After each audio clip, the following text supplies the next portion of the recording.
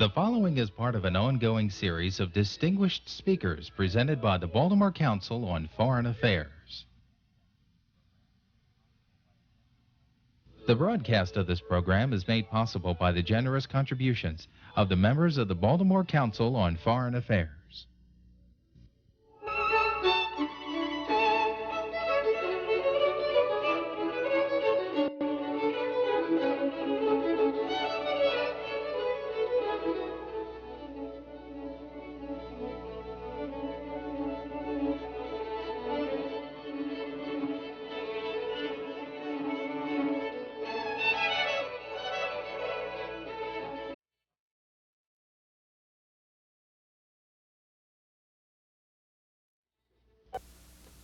His Excellency Zhu Qizhen, Ambassador of the People's Republic of China to the United States, spoke before the Council on January 20th, 1992.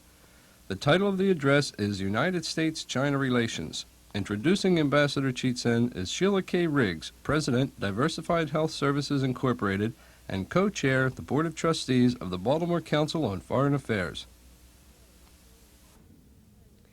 Ambassador Zhu Qizhen was born in Jiangsu, China, and began his career with the Ministry of Foreign Affairs in 1949. His first post abroad was as second and later first secretary of the Chinese Embassy of the United Arab Republic. From 1969 to 1971, he served as division chief for the African Affairs Department and subsequently as deputy director of the West Asian and North African Affairs Department, and finally from 1973 to 1976 as counselor for the Chinese Embassy in Australia. Beginning in 1977 through 1983, he served as deputy director and then as director of the Department of American and Oceanian Affairs until 1983, when he was made assistant minister of the Chinese Ministry of Foreign Affairs. In 1989, he was named Ambassador of the People's Republic of China to the United States. Ambassador Zhu Qizhen participated in the Sino-American negotiations on normalizing relations between our two countries in 1978, and later he visited our country with Deng Xiaoping in 1979, with Premier Zhou Zhejiang in 1984, and with President Li Xianyan in 1985. He is married, and I'm delighted that his wife has joined him and is with us this evening, and he and his wife have a daughter. Will you join me then in welcoming him this evening, Ambassador Zhu Qizhen?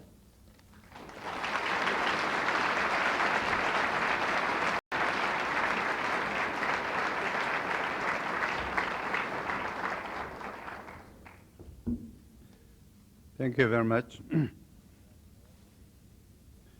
Dr. Frank Bird and Mrs. Sheila Riggs and ladies and gentlemen. First of all, may I wish you a very happy New Year. Although New Year Day is 20 days behind us, but according to Chinese lunar calendar, it is still 2 weeks from now, two weeks ahead. In China, each year is represented by an animal, and there are 12 animals in cycle. And next year, that is the coming year, is the year of monkey. And monkey symbolizes cleverness and happy life. So may I wish you all a very happy life. Today, I'm going to say something about China's foreign policy and China-U.S. relations. As we entered into the third year of 1990s, no one will forget the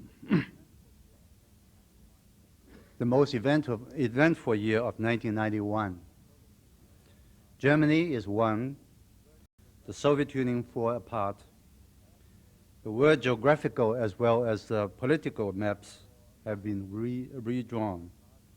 The Gulf War erupted as the first large-scale regional war following the end of Cold War. The internal conflict in Yugoslavia evolved into a civil war, threatening peace and stability in that region. All these events point to one conclusion, that the old word structure has disintegrated, while the new word structure is yet to take shape. The collapse of the Soviet Union and the growing economic strength of both Germany and Japan, as well as the new developments of the third world countries, have shown that the world is developing more and more in a pluralistic direction, and the trend towards multipolarization has grown noticeably. In the meantime, many political, economic, and ethnical contradictions and conflicts left over from the history are becoming more and more acute. All this shows that the world we are in today is at a transitional period in which turbulences and uncertainties are prevalent as the old structure is being replaced by the new. In this fast-changing world, China stands firm in pursuing an independent foreign policy of peace. The paramount goal of China's foreign policy is to safeguard peace. This is determined by China's fundamental national interests. As you all know, the Chinese people are now engaging in an unprecedented nationwide drive for reform and modernization. To achieve China's modernization calls for decades of commitment to construction and development. It is therefore of great importance for China to have a long-term international environment of peace. This explains why safeguarding world peace occupies a central place in China's foreign policy. In international affairs, China is opposed to hegemonism and power politics. It does not enter into alliance or strategic relations with any big power and makes its own judgment and decision on major international issues on the merit of each particular case and in accordance with the fundamental interests of the Chinese and world people. In its relations with other countries, China has all along stood for the development of friendly relations and cooperation with all countries on the basis of 5 principles of peaceful coexistence. By 5 principles, we mean mutual respect for sovereignty and territorial integrity, mutual non-aggression, non-interference in each other's internal affairs, equality and mutual benefit, and peaceful coexistence. Guided by these principles, China has up to now established diplomatic relations with 148 countries and developed economic, trade, scientific, and cultural exchanges and cooperation with more than 190 countries and regions. As a developing country, China places high value on developing friendly relations and cooperation with the developing countries. We regard this as a cornerstone of its foreign policy. It is also a major part of China's independent foreign policy of peace to develop friendly and good neighborly relations with its surrounding countries in the Asian Pacific region. The comparatively stable situation in the Asian region presents a sharp contrast to the turbulent developments in Europe. In the past year, an agreement on all-round political settlement of the Cambodia issue was reached. Both North and South Koreas have joined the United Nations, and the two sides signed an agreement on non-aggression, reconciliation, and cooperation. Progress has also been made concerning a political settlement of the Afghan issue. China normalized its relations with Vietnam. Its relations with Mongolia has also improved. During the 3rd ministerial meeting of the Asia-Pacific Economic Cooperation, which is called APEC, China formally joined this economic organization, and Chinese Taipei and Hong Kong also joined as economic regions. All these developments have promoted regional peace, stability, and development. China always holds that differences in ideology and social systems should not stand in the way of the development and establishment of state-to-state relations. Therefore, one important part of China's foreign policy is to develop friendly relations of cooperation with all the Western developed countries on the basis of what I said, the 5 principles of peaceful coexistence. In the past year, China has restored normal relations with Japan and gradually got its relations with the European Community countries back on the normal track. The Prime Minister of Japan, Britain, Italy visited China, and the Chinese leaders also visited many countries in Europe. Very soon, Chinese Premier Li Peng will make a visit to Italy, Switzerland, Portugal, and Spain. China has also enjoyed steady growth in its trade and cooperation in other fields with the Western countries. Based on the same principles, China respects the choice of the people of Eastern Europe and former Soviet Union, refrains from interfering in their internal affairs, while maintaining friendly contacts and economic cooperation with all Eastern European countries. China established diplomatic relations with 3 Baltic states and 7 republics of the Commonwealth of Independent States. Today, as the world is witnessing the disintegration of the old world structure, leaders and statesmen of many countries talk a lot about the establishment of new world order. But what kind of new world order should be established? Some people suggest the new world order should be based on one type of social and economic model. But I think they at least have ignored such a basic fact that there are more than 160 countries in this world, which differ widely in their historical tradition, cultural backgrounds, religious beliefs, ideology, and value. In such a world, to make ideology, social systems, and value as a criteria for handling state-to-state relations, or to impose one single social system, single economic mode, or one value concept on all countries will obviously not work and would only cause frictions and conflicts among states. Conversely, only by recognizing and respecting the differences can universally acceptable norms for international relations be found, and countries of different social systems live in harmony. The old world order was characterized by hegemonism and power politics. A new world order should be completely different from that.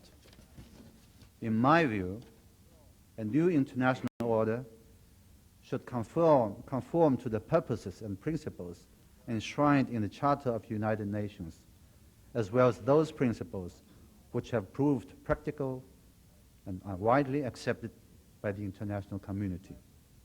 Facts have proved that the 5 principles of peaceful coexistence comprise the most fundamental norms governing international relations and the basis for the establishment of the envisaged new world order.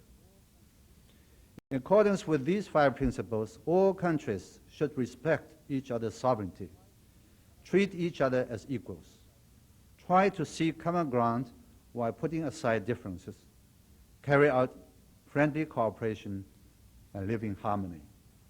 No country should seek hegemony or try to manipulate international affairs or pursue power politics according to the law of the jungle. Every state has a right to choose its own social, political, and economic systems and its own path of development in light of its own conditions. No country, particularly not any big power, should impose its own ideology, values, or mode of development on other countries. All countries should observe the principles of mutual respect for territorial integrity and inviolability of national borders, and no country should be allowed to invade or annex the territories of other countries under whatever pretexts. Disputes between states should be settled by peaceful means, and the use or threat of use of force is impermissible. I believe that we shall have a better and safer world if the new world order is established on the basis of these principles. As we talk about the new world order, we should also take into account the new international economic relations. At present, the economic relationship between the developed and developing countries presents a seriously unbalanced picture, with the rich getting richer and poor poorer. The majority of the developing countries remain confronted with such difficulties as crushing debt burden, negative net flow of financial resources, and worsening terms of trade.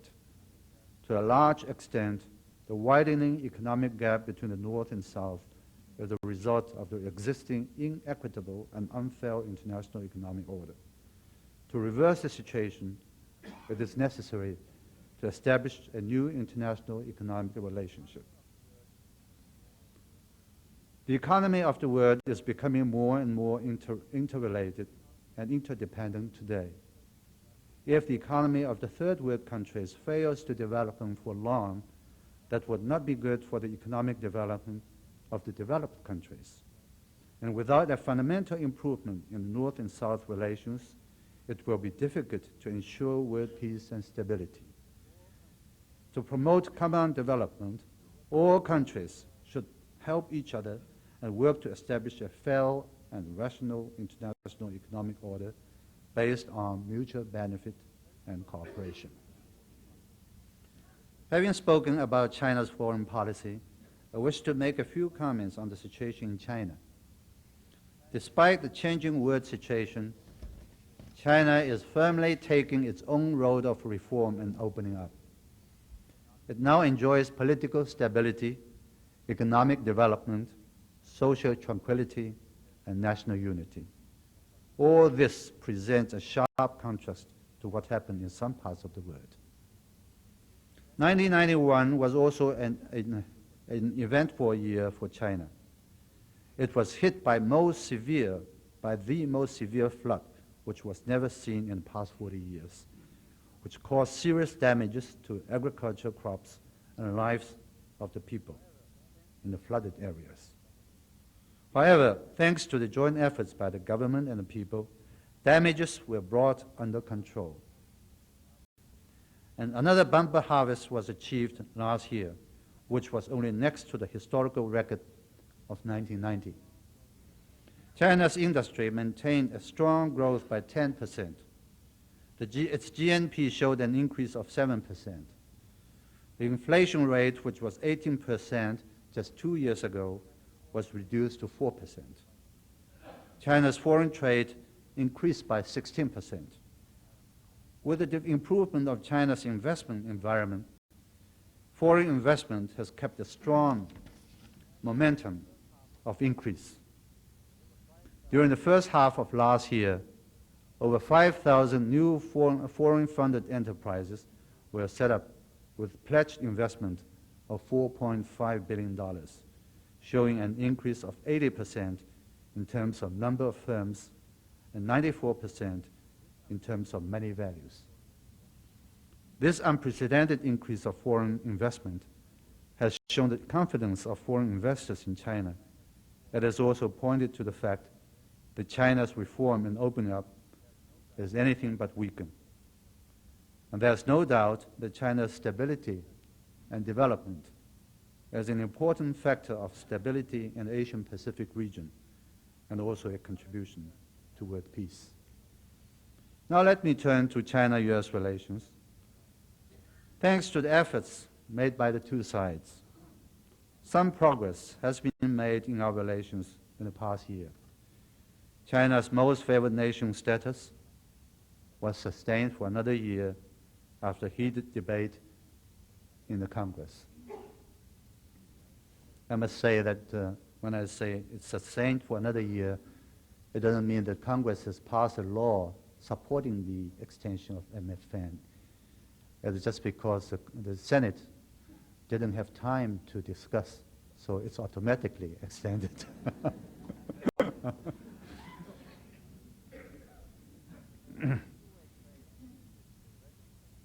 our two-way trade continued to register a strong growth, showing 20% increase in the first 9 months of last year. The contacts between the two countries have increased. The agreement between Chinese and U.S. governments on cooperation in science and technology was extended for another 5 years. In November last year, Secretary Baker visited China, which put an end, virtually, to the ban imposed by the U.S. side on higher-level visits between China and the United States. During the visit, important progress was made on some issues concerning China-U.S. relations. And just 4 days ago, on January 16th, the Chinese and U.S. delegations reached agreement on the protection of intellectual property rights, which will contribute to the further development of China-U.S. trade and economic relations and create a favorable atmosphere for the improvement of overall relations between our two countries. Despite these progress, however, we fail to see our relations back on a normal track. The U.S. government still maintains sanctions against China, while other G7 countries have already eased or lifted sanctions. The relations are also troubled by various issues, such as human rights, arms sales, trade imbalance, export of forced labor products, and endless debate on MFN. The mood of U.S. Congress toward China is still very emotional. In short, China-U.S. relations have not come out of the most difficult time yet. Looking into the future of China-U.S. relations, I have no reason to be pessimistic. It has been my firm belief that China-U.S. relations will be eventually brought back to normal. There are 3 basic factors to support my belief, and they remain unchanged in spite of the changing situation in the world. First, the strategic importance of China-U.S. relations. While the world is undergoing the most profound changes since the end of World War II, the importance of strategic relationship between China and the United States has not changed. As we all see too well, that the end of the Cold War does not mean the end of conflicts. On the contrary, the uncertainty and unpredictability have become part of our life in today's world. China and the United States are 2 big countries in the world. Both are permanent members of the United Nations Security Council. Neither of the 2 countries poses a security threat to the other. Therefore, good relationship between China and the United States not only conforms with the best interest of our 2 countries, but also contributes greatly to peace in the Asian-Pacific region and the world as a whole. Second, the mutually beneficial economic relations between the 2 countries.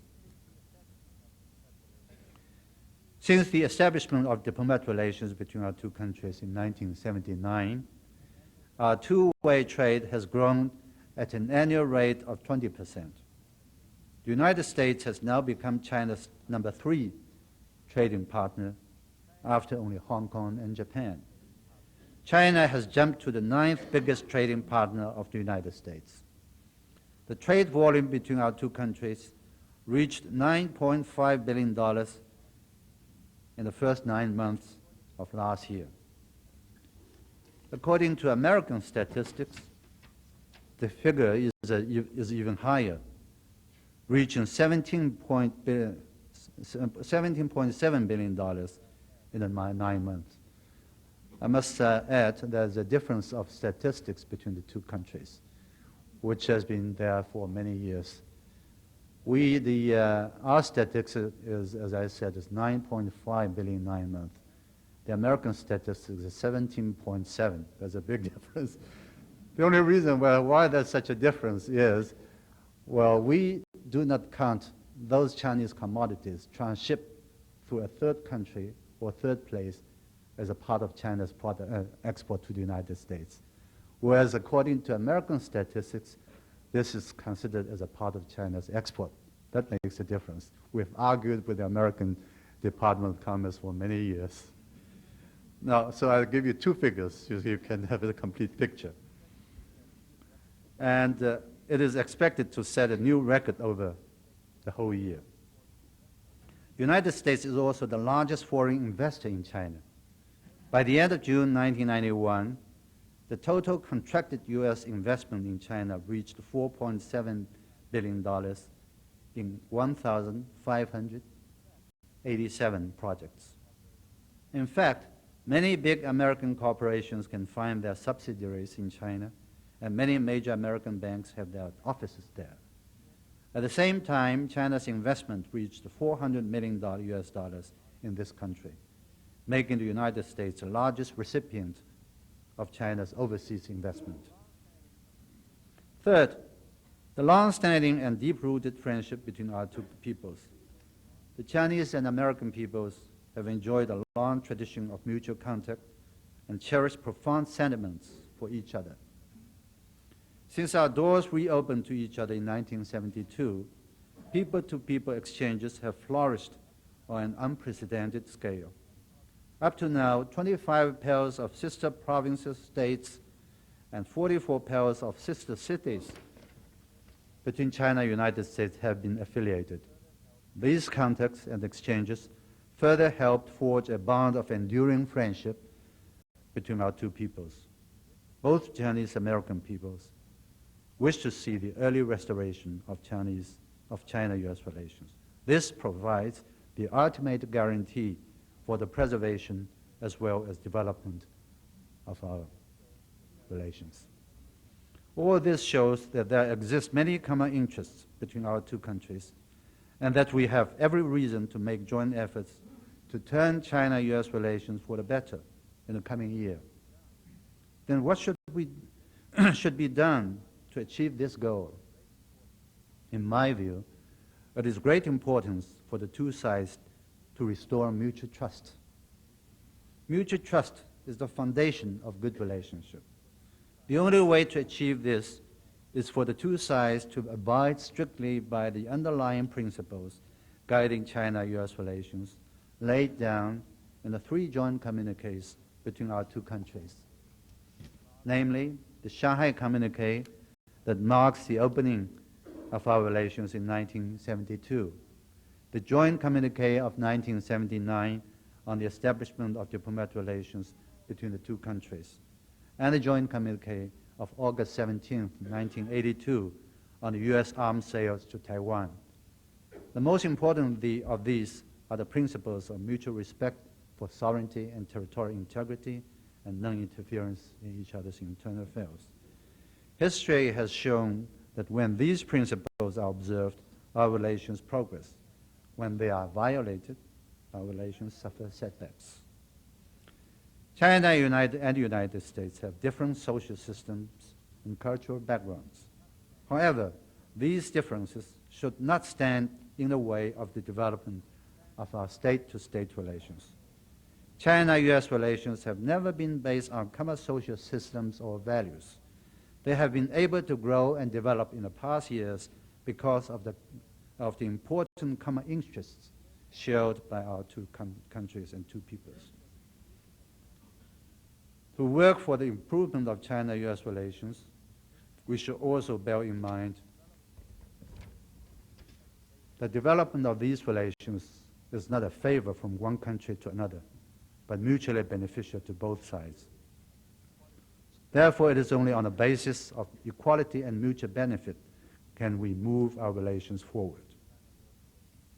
Another key to improving China-U.S. relations is to increase contacts exchanges between our two countries.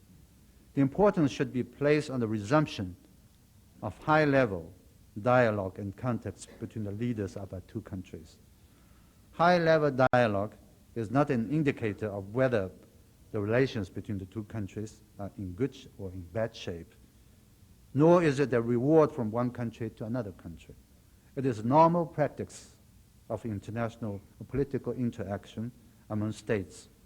Wherever there's a problem, there should be a search for the solution through dialogue. The more problems, the more dialogue. As the world situation is becoming more and more volatile, it is all the more important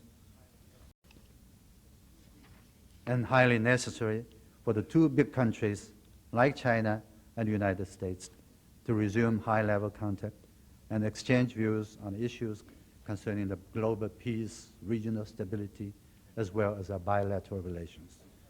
At present, it is imperative that both sides make earnest efforts to implement the agreements reached during Secretary Baker's visit to China. Ladies and gentlemen, 1992 will be a year full of both challenges and opportunities for China-U.S. relations. It is my belief that so long as both sides handle our relations from a long-term strategic perspective, seek common grounds while putting aside differences in political relations, and develop economic relations on the basis of equality and mutual benefit, we shall be able to take up the challenges and seize the opportunities for the early restoration of China-U.S. relations, which is in the interest of both our two peoples. Thank you very much.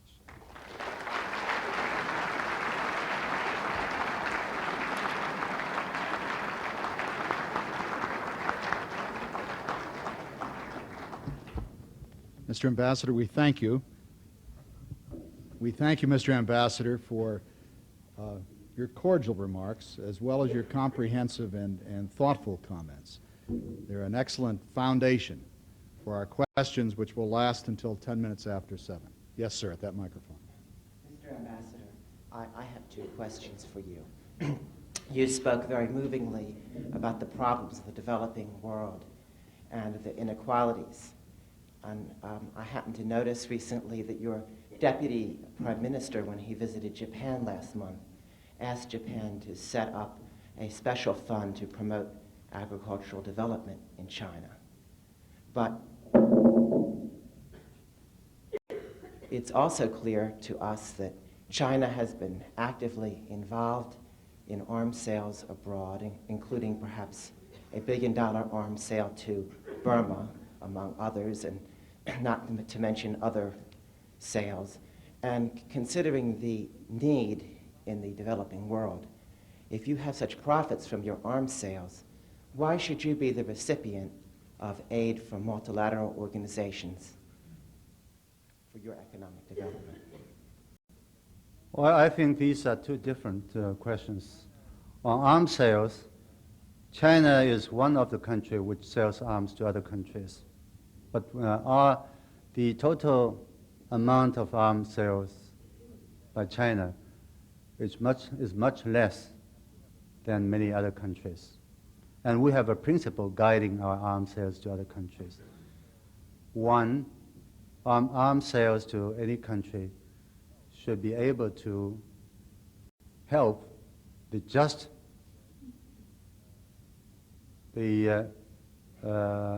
increase of defense capability of that country. And secondly, this kind of arms sale should be conducive to the maintenance of stability and peace of that region. And thirdly, China will never use our arms sales as an excuse to interfere in the internal affairs of any country. These are the 3 principles guiding our arms sales. Well, I think it's quite natural that some countries have arms which are more than enough for its own country, and some countries need these arms. So it's quite natural for these countries to trade in arms, provided they adhere to some principles, as I described. But China, at the same time, is a developing country. We are poor. We need assistance, economic assistance. So that it is also natural that we will look at other countries and look at international economic organizations like World Bank or International Monetary Fund, see whether they can help us in the course of economic reform. So my short answer is these are 2 different questions. Yes. It is reported that your country has agreed to unconditionally become a part of the missile technology control agreement. Is that correct? It is not totally correct. To say it clearly that during Secretary Baker's visit to China, the Chinese side said, we are willing to consider to observe the parameters and guidelines of MTCR, provided that the United States will lift the 3 sanctions imposed on China on the 16th of June. That is the correct answer. Yes, sir. Mr. Ambassador, how important do you see the continuation of communist rule in China as essential for the country's economic and national development? Well, firstly, judging from what we have achieved in the past few years, I think the Chinese people are satisfied with the performance of the government. And what we are now doing is what we call, we shall build socialism according to Chinese characteristics. It is very important to notice the Chinese characteristics because Soviet Union said they will, they had socialism, and Eastern European countries said they were having socialism. But I think they have their ways of doing things. They had their socialism, which we did not copy them. And we said, we are going to have a socialism according to Chinese own situation. So many people thought, after the collapse of Soviet Union, after the change in Eastern Europe, China would be the only major communist country still existing in the world. Well, I think it may be true, but the fact of what happened in the Soviet Union will not have a major effect on what happened in China, because they were building their socialism, and we were not copying them. We are only building our socialism according to the requirement of the people, according to our own characteristics. That is why there's a difference. And I think Chinese people have confidence, and we can go ahead with socialism, we can go ahead with our reform policy, and we can go ahead with opening up to the outside world. Really at least 2 questions. One, what is generally speaking China's foreign policy toward the Middle East? And would you comment upon whether you consider it proper to sell the means for nuclear weapons to countries in the Middle East? Well, I think the first question, the answer to the first question is our policy toward the Middle East can be summarized into 3 points. One is we think the occupied territory of Arab countries should be returned. Secondly, the Palestinian issue should also be addressed. And thirdly, the security of Israel should be protected and guaranteed. This is the overall policy toward the Middle East. So we support the dialogue or negotiations and the conferences which was held in Madrid, which will be held at the end of this month in Moscow. China will be a part of the 3rd phase negotiations on the Middle East issue. So this is the answer to your first question. As to the second question, we have not helped any Middle East country to develop nuclear weapons. We have never, and we will not. Because China's policy is we do not engage in nuclear proliferation, and we do not support any country to proliferate nuclear weapons to any countries. And in the very recent past, the Chinese People's Congress has approved for the accession of China to be a member of NPT. And that in 3 months' time, when we formalize, when we complete all the formalities, China will formally accede to be a member of NPT. So all this explains our nuclear policy. Yes, again at that microphone. My question involves Hong Kong. If we want to go there, we have only to get on the next plane, whether it's from Taipei, San Francisco, or wherever. If we want to buy a stock on the Hong Kong exchange, it's very easy to do. If we want to trade in Hong Kong dollars, no problem. My question is, what's probably going to happen after Hong Kong becomes a part of China? Good. Would you comment upon the future of Hong Kong and American relations with it after it becomes a part of China? By July 1st, 1997, Hong Kong will become a special administrative region of of China. That means Hong Kong will be a part of China, and we shall formally recover our sovereignty over Hong Kong. But we have passed a common law in the National People's Congress, and it is also stipulated in the joint agreement between Chinese and British governments. That is to say, when Hong Kong becomes a part of China, when China recovers totally its sovereignty over Hong Kong will continue to have its present social and economic system, while the mainland will continue to have its socialist system. Hong Kong can continue to have its capitalist system. That's what we call one country, two systems. That means the basic social system, their relationship with the foreign countries will not be changed.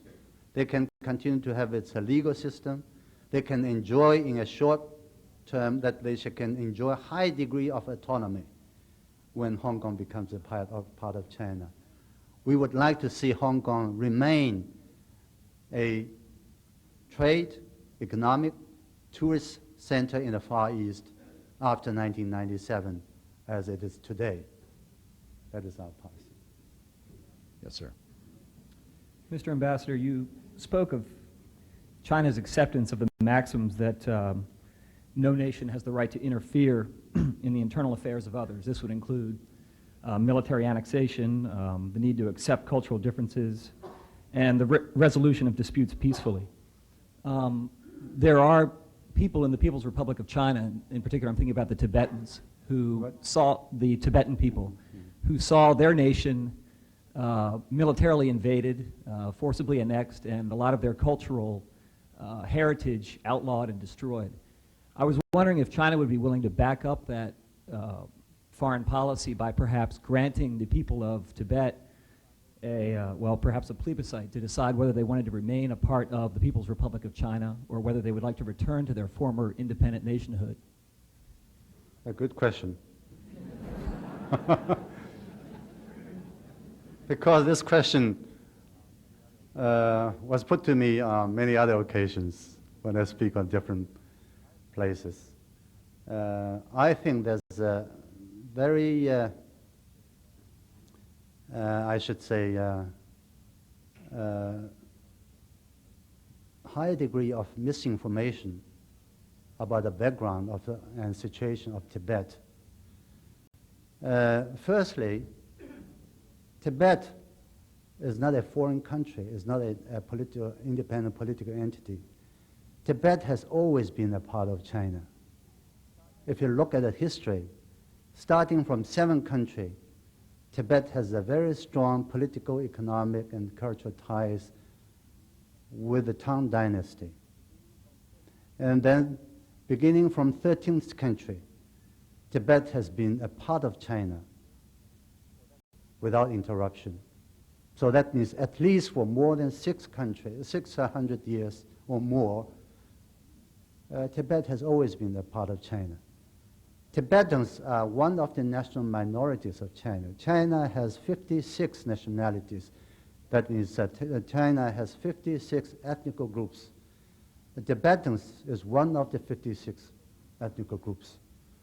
So to give one maybe not very precise example, if one state in the United States, say Hawaii, most of the residents of Hawaii are Polynesians belonging to another ethnic group. They say they want to have a plebiscite and they want to have a freedom of choice of whether they will be part of the United States or not. I think that would be rejected by the central government, the federal government of the United States, because it would be against Constitution. So that is a basic situation or the historical background of Tibet, which unfortunately is not well publicized, informed to the American public. So if people will understand that, then there will be no question about whether Tibet should be treated as an independent country but the Tibetans should be given independence.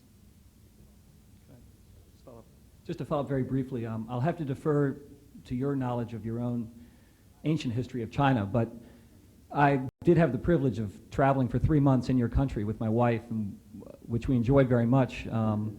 About 3 weeks of that was spent in the portion of Tibet, and I just would like to say that I think everyone I spoke to there would probably disagree with you.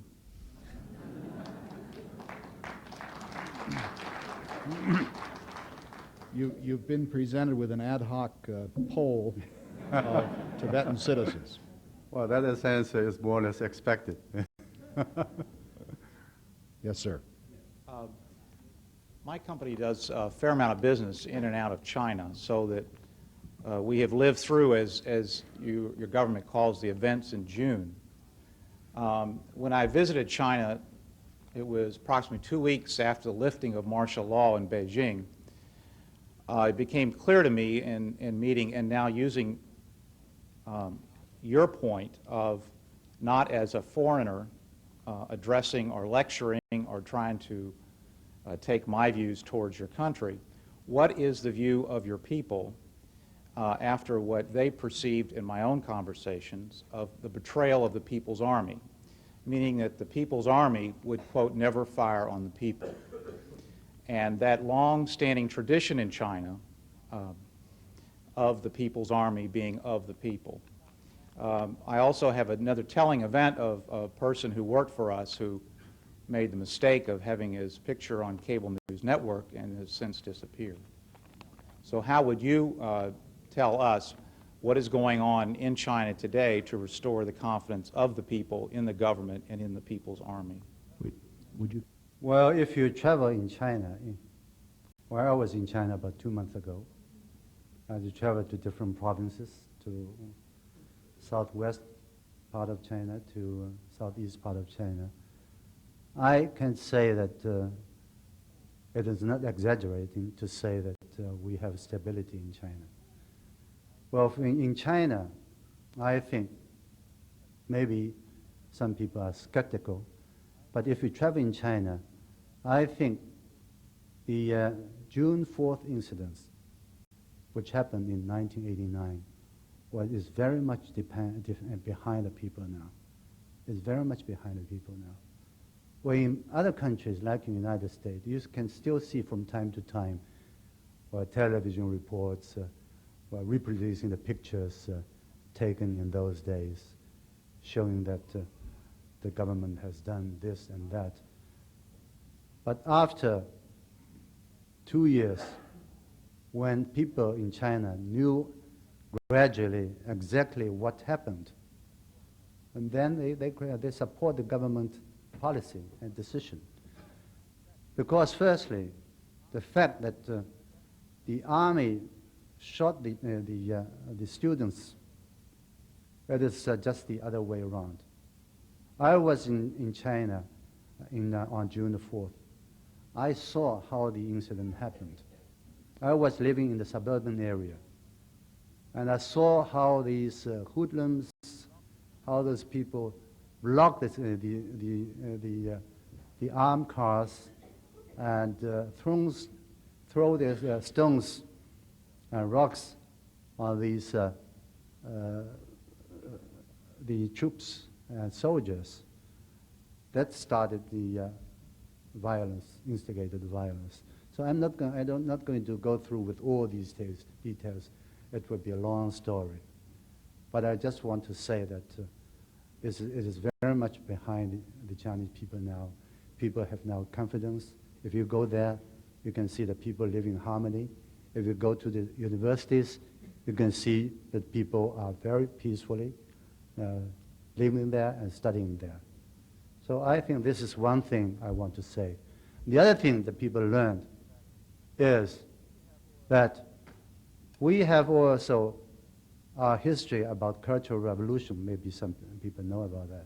20 years ago, in 1966, there was 10 years of turmoil, anarchy in China. Millions of people died. There was total anarchy in some places. And people came to understand if that kind of demonstration continued, the development of such demonstration and the turbulence will eventually lead to the same kind of situation as what was in 1966. Then millions of people will have to die after that. I think the people, because of the past history, they now learn the lessons. I think they have reached consensus. Yeah, I don't want to use the word consensus. At least a majority of the people understand why the government had to take the necessary actions in 1989. One other thing I always told the American audience, I said, if you think the same thing happened in the United States, the thousands of people occupy the center of the Washington City, the White House or the Capitol Hill, for as long as 48 days, disrupting the normal life of the people and disrupting the normal activity of the government. Would the government, responsible government, not to take any action to stop that? That is a question. Again at that microphone.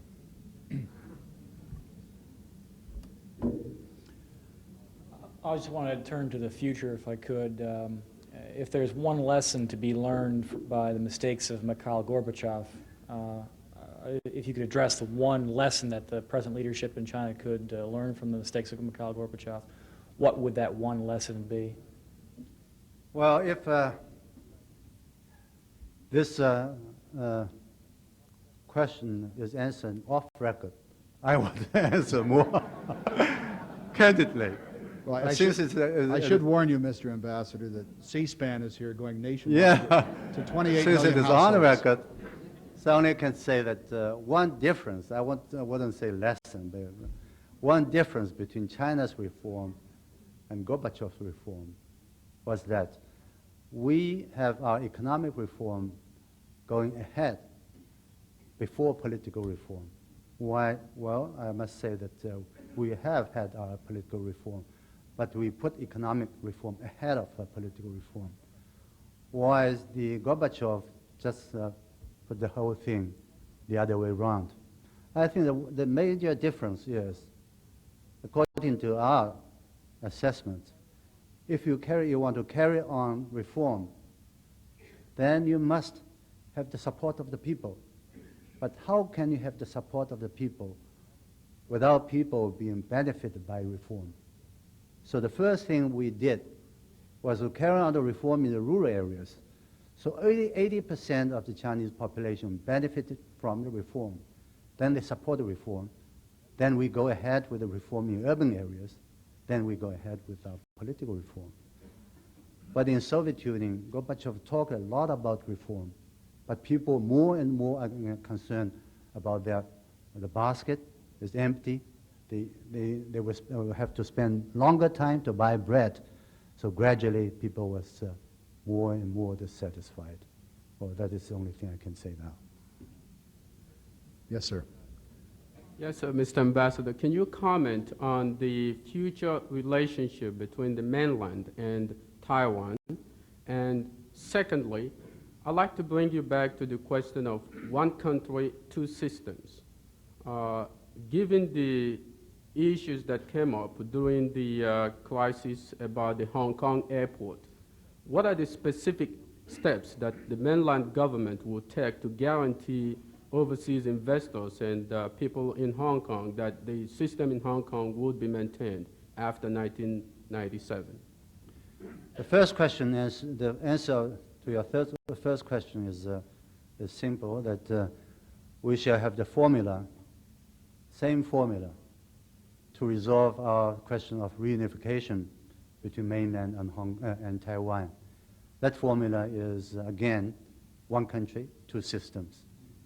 When Taiwan, we recover our sovereignty over that part of China, Taiwan, we have said Taiwan will be also a special administrative region, which will enjoy very high degree of autonomy, which will enjoy even higher degree of autonomy than Hong Kong. The difference is they can continue to have their army in Taiwan once it becomes a part of the People's Republic of China. So this is our formula to resolve the question of reunification. We hope we can have a positive response from the Taiwan authorities. We are still waiting. And we think it will work. And on the question of Hong Kong, one guarantee is the decision that there will be one country and two systems has become a law which was passed by the National People's Congress, which is the highest legislative body in China. And what is more, it is also said for at least 50 years there will be no change of that system. Now, that means the people in Hong Kong, residents in Hong Kong, are guaranteed as a law that their system will continue to exist for at least 50 years. But why 50 years? Because after 50 years, nobody knows what will happen, what will be the situation then. Then again, it was also embodied in the international agreement with the Chinese and the British government. So on the one side, you have the law, internal law in China. On the other side, we have the international agreement between Chinese and British government. This should be a very strong guarantee to the residents in Hong Kong. Yes, sir. Returning for a minute to the question of Chinese arms sales, you commented that one of the principles for China was the preservation of stability in regions. And I'd like you, if you could, to elaborate a little bit on how you feel that the sale of delivery systems, in particular of missiles, to countries in the Middle East contributes to the stability of that region, how that advances China's stated goal. First, I would say that it is not China, but other countries, other big powers, which supplied arms to some Middle East countries. Secondly, I must say that there are many unfounded rumors about China supplying such weapon to such country. Well, one time they say we have supported, we have given missiles to Syria. Then we have publicly denied that. There's another time they say we have supplied, the materials for which can be used to make nuclear weapons to some Middle East countries. Then it was found it is untrue. Then another time they say we have supplied, chemical, help Libya to develop chemical weapons. Then later it was found out it is another country, a Western country, not China, which helped Libya to develop chemical weapons. So there are many unfounded rumors about China. I think we have been very responsible. We have been very cautious in our selling of arms to any country, including to the Middle East. Mr. Ambassador, we try to control our greed. This has been an extraordinarily informative session for us, and we're grateful to you for it. We do, however, have to end our session promptly at 10 minutes after 7. Let me simply thank you by saying I don't know anyone who's ever been to your country who hasn't thoroughly enjoyed it and who doesn't find themselves liking the Chinese people enormously. And that's consistent with a long history of China-American relations in which the Americans have felt a deep sense of attachment to the Chinese people. What the mystery of that is, we don't know, but it's there and it's authentic. Now, whatever may be the rough edges of our relationships in the short term, you certainly, I think, have left us with a great deal of confidence that in the long run, very solid China-American relations can evolve toward the mutual benefits of our people and other peoples as well. We've been honored to have you. Thank you very much. Thank you.